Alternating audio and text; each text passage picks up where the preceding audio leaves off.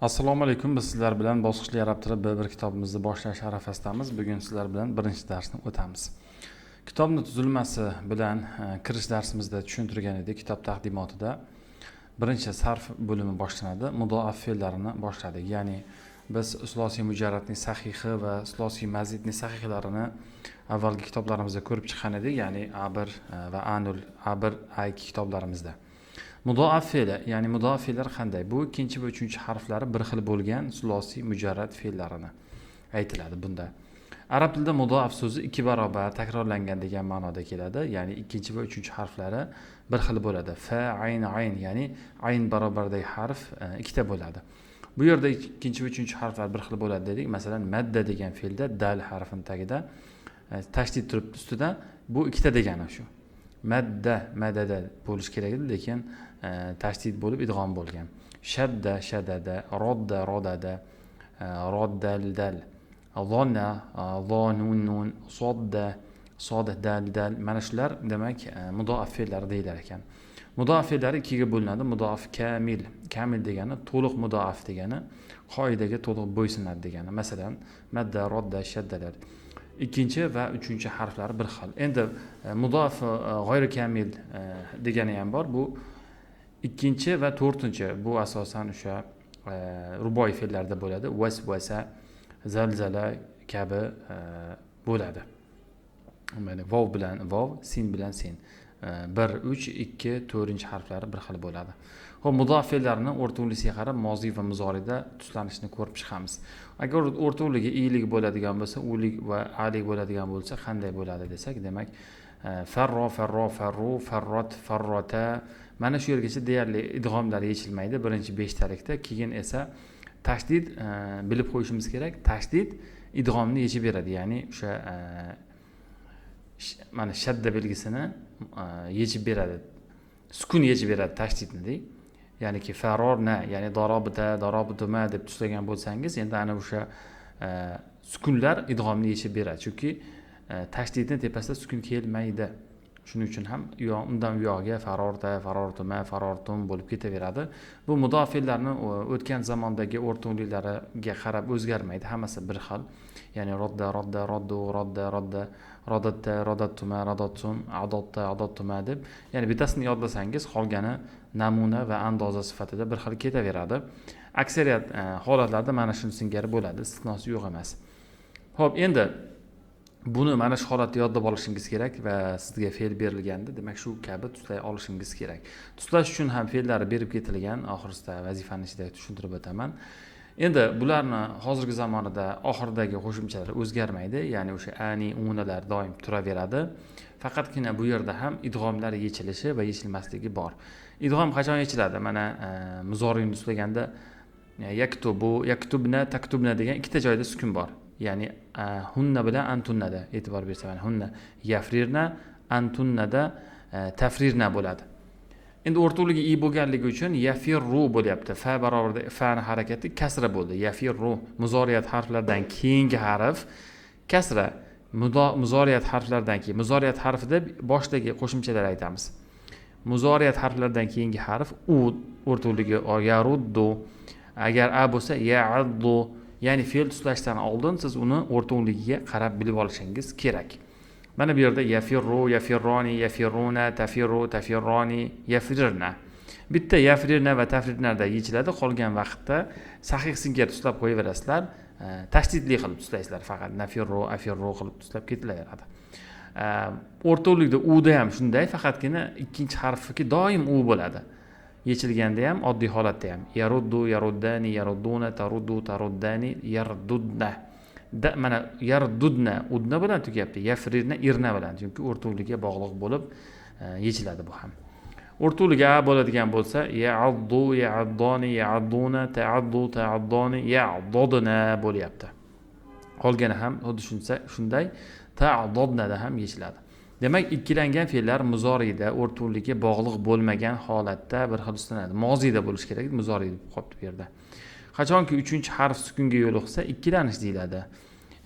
Ya'ni muzoriyning ma'lum shakllari o'rtoqlik muhim bo'ladi, biroq tuslanish jihatdan asosan bir xil holat, faqat o'rtoqlik o'zgaradi xolos. Mana yerda muzoriyni aytilyapti. Moziy desa bir xil tuslanadi. Hop, al-i'rob endi bugungi mana shu darsimizdan boshlab, B1 darajasidan boshlab turib, bizda qoidalar arabcha chiqadi. Bu orqali biz arab tilidagi tarjimamizni ham oshiramiz va qoidalarni ham yodlab ketamiz. Demak, boshladik. الإعراب الإعراب هو التغيير الذي يطرأ على أواخر الكلمات بسبب اختلاف العوامل الداخلية. إعراب o'zgarishdir. Qanday o'zgarish? Sodir bo'ladigan, yatrau ala kalimalarning oxirida sodir bo'ladigan o'zgarishdir. Nima sababdan? Ichki omillarni turlicha bo'lishligi sababidan kalimalarning oxiridagi o'zgarishlar sodir bo'ladigan o'zgarishlardir i'rob. Va taghyiri vazoifiha nahviyya va nahviy vazifalarini o'zgarishi va ichki omillarni farqli turlicha bo'lishligi sababidan demak kalimalarning oxirida sodir bo'ladigan o'zgarishdir i'rob. I'rob sababi ikkita bo'ladi o'zgarishning. I'rob nima desa, kalimalarning oxiri o'zgarishi. Nima sababdan bo'ladi desa, demak, ana o'sha kalimalar ustida alayha ichki omillarni o'zgarishidan birinchi sababi va nahviy vazifalarni o'zgarishidan sodir bo'ladi. Nahviy degani o'rni almashadi, orqa oldiga o'tadi va hokazolar. Va liidohi zalika ta'ammal ma'na hadhihi al-jumal. Ana o'shani izohlash uchun, bayon qilishlik uchun ta'ammal bir fikr qilib ko'raylik birgalikda bu jumlalarni. Masalan, jaa Sa'idun. Said keldi. Sa'idun ismu marfu'un. Raf holatdagi ism. Li'annahu fa'ilun. Chunki u fa'ildir. Lil fi'li fe'l uchun jaa. Jaa fe'li uchun fa'ildir. Ra'aytu Sa'idan. Saidni ko'rdim. Ismu mansub. Li'annahu maf'ulun bihi lil fi'li ra'a.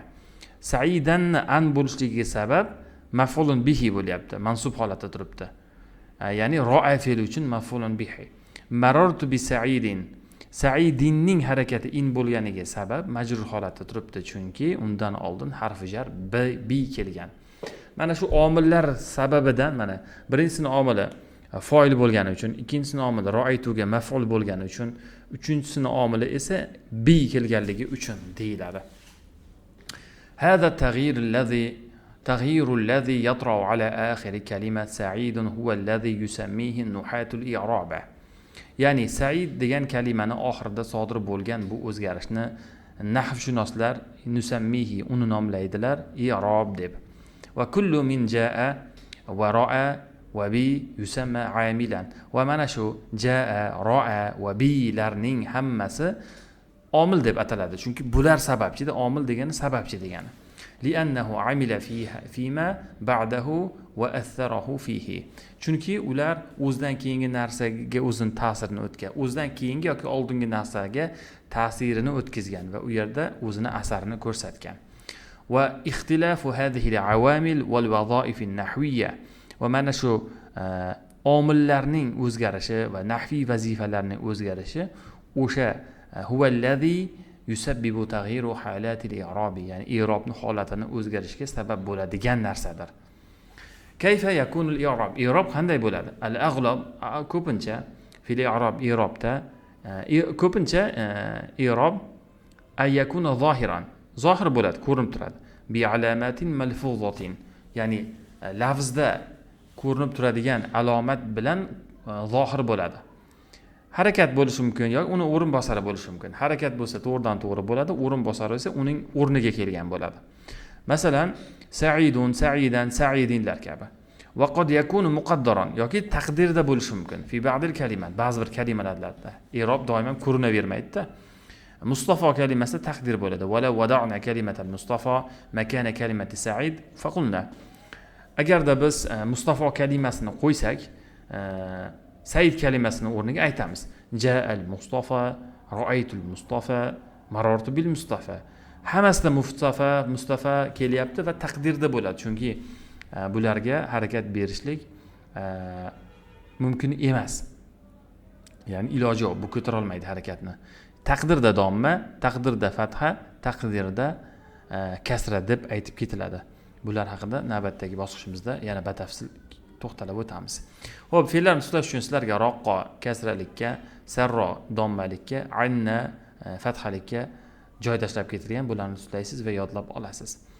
Va mana bu mashqlarni ham harakatlarni qo'yib tarjima qilamiz. va test berilgan mana yuqoridagi nahv bo'yicha bularni ham bajaramiz va bu yerda o'sha as'ilatun va ajibatun ani nafs, ya'ni o'zimiz haqimizda gapirish uchun savol javoblar bor. Bularni ham yodlab ketishimiz kerak. Masmuk law samaht, iloji bo'lsa ismingizni ayting. Ismi kam? Ismi falonchi deb ismingizni qo'yib qo'yaverasiz. Kam umruk, umring nechida, yoshing nechida desa, umri deb ismingizni qo'yasiz, yoshingizni qo'yasiz. Min ayna ant? Wulidtu va tara'ra'tu fi baldatin saghira ta'u fi Namangan. Men Namangan o'rniga boshqa narsa qo'yasiz. Namanganda joylashgan kichkina bir o'lkada unib o'sganman va tug'ilganman. Ala bu'di sa'atin wahidatin min markazi Madina. Shahar markazidan taxminan 1 soatlik uzoqlikda. Bi ibaratin ukhra ana min Namangan. Boshqacha qilib aytsak, xullas men Namangandaman deyapti. Takallam an nafsik, o'zingiz haqingizda gapiring. Hasanan yaxshi, la mushkila. Wulidtu fi baldatin saghira fi muhafazati Namangan. Namangan viloyatidagi kichkina bir o'lkada joyda tug'ilganman. Kama qult, aytganimdek, nashatu hunaka, u yerda o'sib ulg'aydim. Val an, hozir ana tilmizun. Siz talibun deyishingiz mumkin, o'zingizga moslashtiraverasiz. Fi soffil 10, 10-sinfdaman. Uridu an altahiqa bil jami'a. Men universitetga qo'shilmoqchiman, kirmoqchiman. İltihaqa bilan kelganda bu kirmoq degan ma'noni bildiradi. Ajlisu amamaka al-yawm, bugun hozir yoningizda o'tiribman, li annani anwi, chunki men niyat qilib turibman, akhza shahadatil mustawa B2 C1 qilaverasiz. B2 B2 va hokazolar. Takallam an shaxsiyating, shaxsiyating haqida gapir deyapti. Ana daiman qoliqun, men ko'pincha bir xavotirda bo'laman. Bi sha'ni ashya'in kathira, ko'p narsalardan men xavotirlanaman deyapti. Fil madrasa, maktabda kuntu asabiyal mizaj, ya'ni asabiy fil atvorlik bo'lganman maktabda. Qoblal imtihanati, imtihonlardan avval. Arg'obi daiman, doim men rag'bat qilaman, istayman. Fi an aquma bi amalin jayyidin, yaxshi bir ishni qilishlikka, ishlarni bir nima desa bo'ladi, amalga oshirishlikka, yaxshi holatda amalga oshirishlikka harakat qilaman. Valizalika, va ana o'shaning uchun aftaridu annani atahammalu mas'uliyatan kabiratan, o'shaning uchun men ko'p mas'uliyatni ko'taraman deb o'ylayman, ya'ni katta mas'uliyatni. Hada shay'un jiddan baynan nas, bu narsa o'sha odamlar orasida keng tarqalgan, ya'ni mas'uliyatli bo'lib ko'p ishlarni qilaman deb mas'uliyatni bir dunyosini yelkasiga oladi deyapti. Bilidofati ila zalik, bunga qo'shimcha ravishda uridu an akuna qodiran ala ar-radd bi shaklin asra'a, va yana men qodir bo'lishni xohlayman, javob berishlikni tez uslubda, tezroq javob berishni xohlayman deyapti. Va an akuna akthara sur'atan, sal sekinroq, o'zi tezroq bo'lishni xohlayman, fi tafkir, o'ylashlikda. Ahyanan akunu bati'an jiddan, ba'zan shu sekinroq bo'lib qolaman deyapti.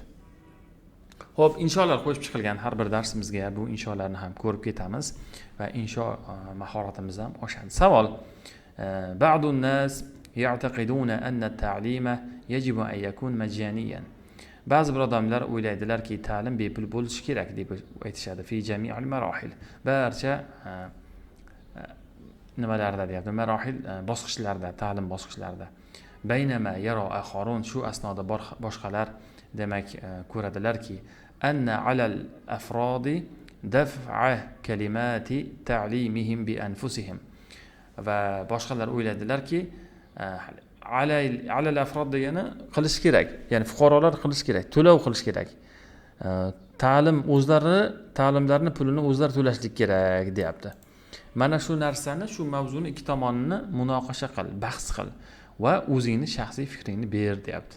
Bu o'sha muhokama turidagi insho bo'ladi. Insho darslarimizda tushuntirilgan insho turlarini. Fil alamil muasir, zamonaviy olamda yu'addu at-ta'limu min ahamil huquqil asasiyya, asosiy huquqlardan biridir, biri deb hisoblanadi.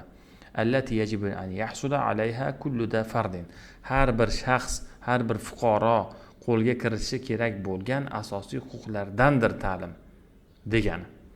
Birinchi gapimizni demak insho yozayotganda umumiy o'sha savolda nima berilsa, o'sha ta'lim haqidami, ta'lim haqida gap yozib qo'yaverasiz. Ta'lim huquq haqida. Va endi ichga kiramiz. Va ma'azalik, shunga qaramay, hunaka jadalun kabirun, u yerda bir katta bahs bor. Havla ma idza kana yajibu an yakun ta'lim majaniyan am la. Ya'ni ta'lim bepul yoki unday emasligi, bepul bo'lishi kerak yoki aksi unday emasligi haqida katta bir bahs bor u yerda.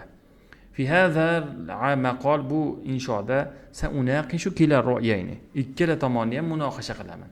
Thumma uqaddimu ra'yil shaxsiyya, keyin men o'zimni shaxsiy fikrimni bayon etaman, ya'ni taqdim etaman.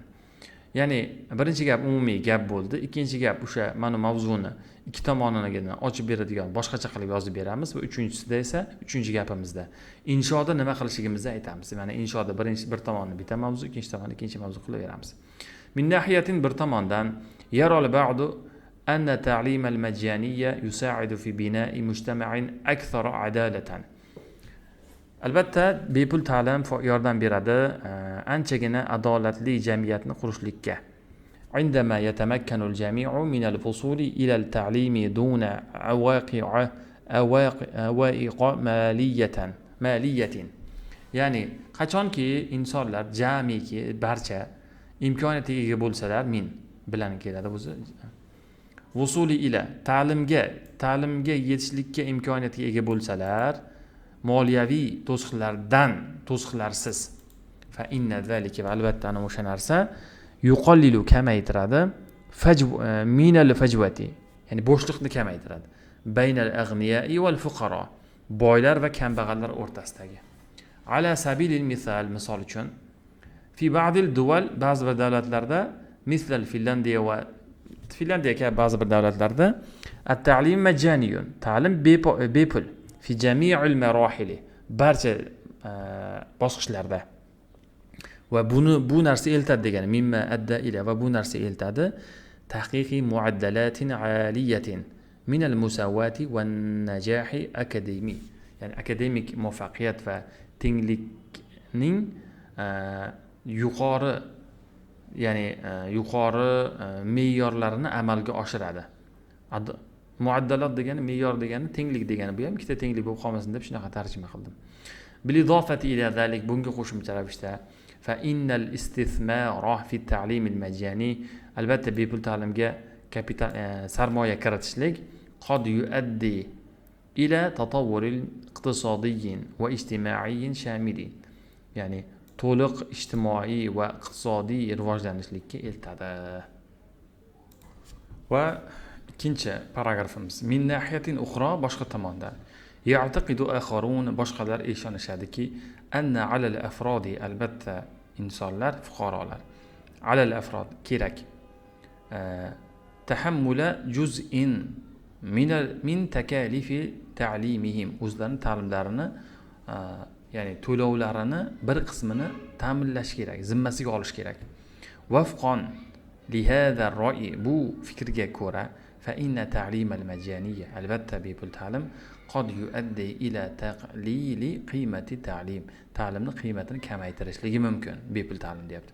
Lianna, chunki u lianna ba'd al-tullab, ba'zi bir talabalar qad la yuqaddirunahu, uni qadriga yetmasligi mumkin, bishaklin kafin, yetarli ko'lamda. Kama anna al-hukumati, shuningdek hukumatlar, fi ad-duwal al-faqira, kambag'al mamlakatlardagi hukumatlar, qad la tamliku al-mawaridat kafiya, yetarli resurslarga egalik qila olmaydi. Mumkin olmasligi mumkin ba'zida. Li tawfiri ta'limil majaniy lil jami'i, barchaga bepul ta'lim bilan ta'minlashlik uchun. Natijada mimma yuaddi ila, eltadi bu narsa da'ifin, zaiflikka, fil javdati, sifat va wal xidmati ta'limiyya, va ta'limiy xizmatlar va sifatda zaiflikka eltishi mumkin. Xulosa, fi ra'yi, menimcha deyapti, fikrimcha, yajibu an yakuna ta'lim al-asasiy majaniyan lil jami' al-muwatinin, barcha insonlar uchun, fuqarolar uchun ta'lim, asosiy ta'lim bepul bo'lishi kerak.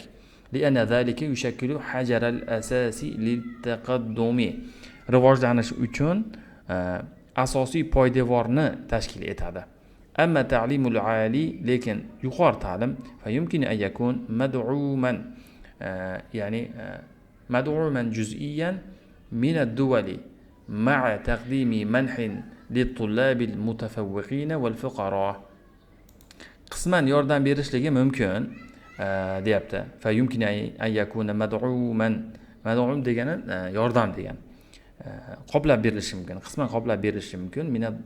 Davlat tomonidan davlat tomonidan qisman qoplab berilishligi mumkin deyapti. Nima bilan deyapti? Ma taqdimi manahi, ya'ni stipendiya bilan litullabil mutafawwiqin, ya'ni yaxshi faol talabalar uchun va kambag'allar uchun. Mimma mana shu narsa yuhaqqiqul tawazun, balansni, ya'ni mezonni amalga oshiradi. Mezonni keltirib chiqaradi. Tawazun degani me'yor, mezon. Baynal adala, adolat va val istidamatil maliyya va moliyaviy bardavomlik orasida deyilyapti. Demak, bu bizni birinchi darsimizning nihoyasi. Xo'p, vazifa sifatida bularni yozma tarjima qilamiz va audio ham tarjima qilishimiz kerak. So'zlarni yodlaymiz. Buni yoddan yodlashimiz kerak. Og'zakini o'zingizga moslab, imkon qadar barcha joylar tursin. Moslash deganda bitta joylarni xolos. Ismlar, ba'zi bir joylar, chunki buni ichidagi so'zlarni ham o'zlashtirishimiz kerak. Bularni daftarimizga ishlaymiz, bularni ham va buni daftarimizga tuslaymiz va buni ham yozma va og'zaki audio qilib tarjima qilishimiz kerak. Bularni ham yodlab aytib beramiz. Shu bilan birinchi darsimiz nihoyasiga yetdi.